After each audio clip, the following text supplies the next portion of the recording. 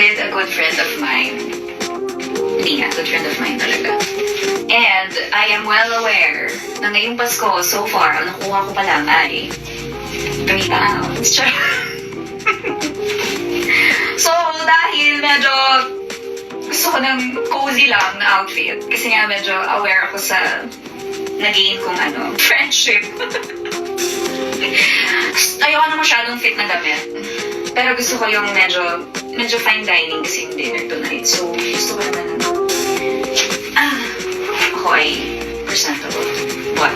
Like casual but not so casual. Yung parang gusto ko lang na, casual na lang sa akin ng fine dining. Gano'n. Na parang bang kailangan ko ginawa yun. May nakita kasi ako sa Pinterest na outfit. Although kasi yung model, syempre, payat siya. So, mukhang okay.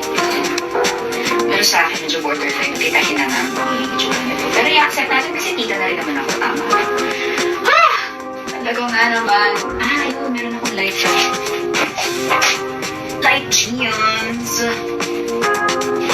Okay, so, I will sustain ko lang and then I will get back to you after I showered and everything. So, okay, magulat. Ang ganda ko, diba? Andali, okay, so, ano bang mas okay na? Hikaw. Oops, anong difference? Ito kasi nakabalik ko very red. As you can see, ladies and gentlemen. Ito, ganito lang. Simple rope lang siya. Hindi na naman mo ng vlog! Okay, ganyan. So, anong mas maganda? Parang ito, no? Sige, ito na lang. And then, si watch. Mali yung oras kasi tagal ko na hindi nasuot. Kasi nga puro Garmin. Talaga nga naman. And then, shoes. Pero, ang socks, running socks. Kasi nga, gusto natin comfy tayo.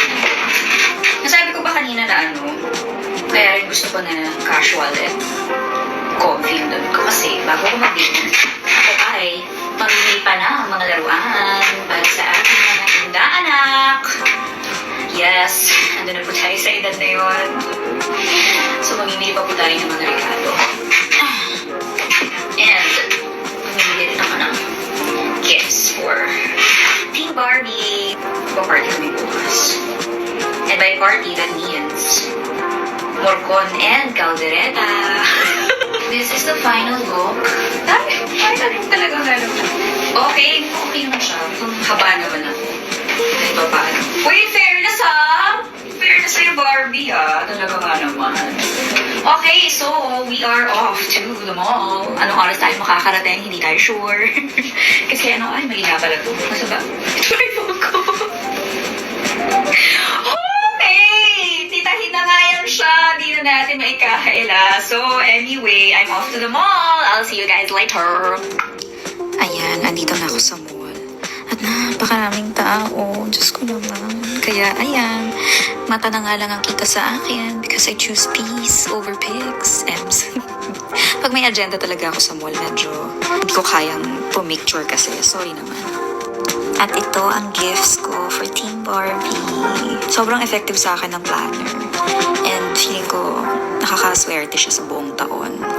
So, ang saya mag-look back, di ba makikita mo yung mga ginawa mo in the past year. At eto na nga po si Ninang Barbie.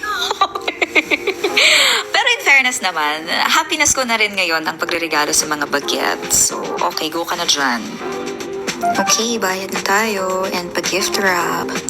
At dahil nakapila pa nga ang mga laruan ko for gift wrapping, mag-matcha break muna tayo. Excited na ako.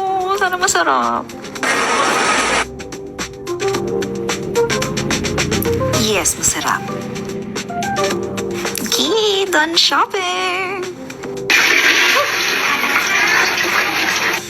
So, lagi ako nagsi-CR break. Hindi para mag-number 1 or number 2. But just to breathe.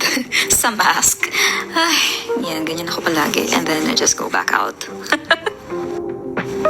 At naligaw pa nga po siya dahil di umano wala pala sa loob ng mall ang aming restaurant.